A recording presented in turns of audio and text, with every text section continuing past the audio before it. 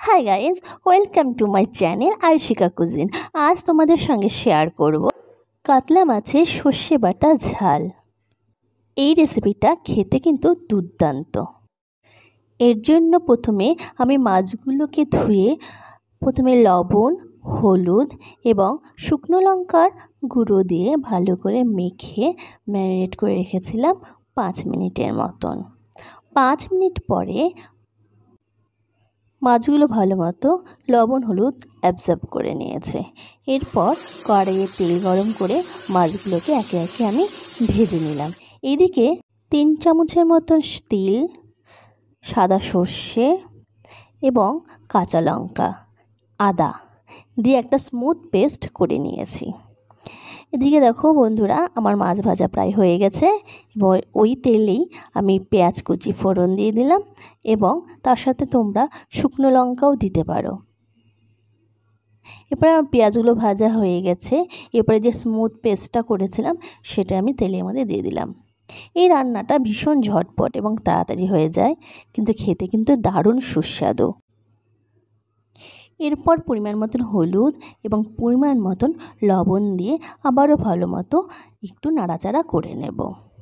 এরপর জল দিয়ে দেব।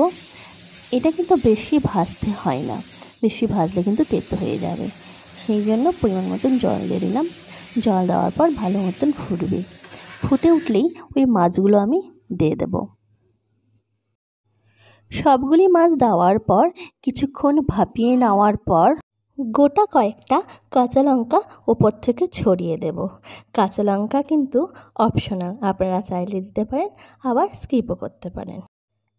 এইবারে গ্যাসের আঁচটা একবারে লো ফ্লেমে রেখে কিছুক্ষণ ফুটিয়ে নিতে হবে, যতক্ষণ না ওর নিজস্ব তেল ছাড়ছে। দেখো বন্ধুরা, মোটামুটিভাবে তেল কিন্তু ছাড়া শুরু করে দিয়েছে। এইবারে ওপর থেকে কাঁচা তেল, সর্ষের তেল, অবশ্যই সর্ষের তেল হতে হবে, এবং কয়েক দানা চিনি উপর থেকে ছড়িয়ে দিতে পারো।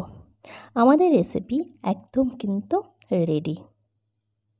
এই রেসিপিটা যেমন কম সময় লাগে তেমনি কিন্তু কম জিনিসেই হয়ে যায়। আপনারা অবশ্যই একবার হলেও এই রেসিপিটা বাড়িতে ট্রাই করতে পারেন। আমার মনে হয় আপনাদেরও খুব খুব খুব ভালো লাগবে। এইবারে গরম গরম ভাতে সার্ভ করার পালা। গরম ভাতের সাথে এরকম মাছের ঝাল থাকলে আর কে চায়। তোমাদের যদি আমার চ্যানেলের ভিডিওগুলি ভালো লাগে তাহলে অবশ্যই সাবস্ক্রাইব করে দেবে এবং কমেন্ট আর লাইক করতে ভুলবে না। সবাই ভালো থেকো, সুস্থ থেকো এবং আমার সঙ্গে থেকো। Tata, bye bye. আবার আসবো অন্য কোনো নতুন একটি ভিডিওর সাথে।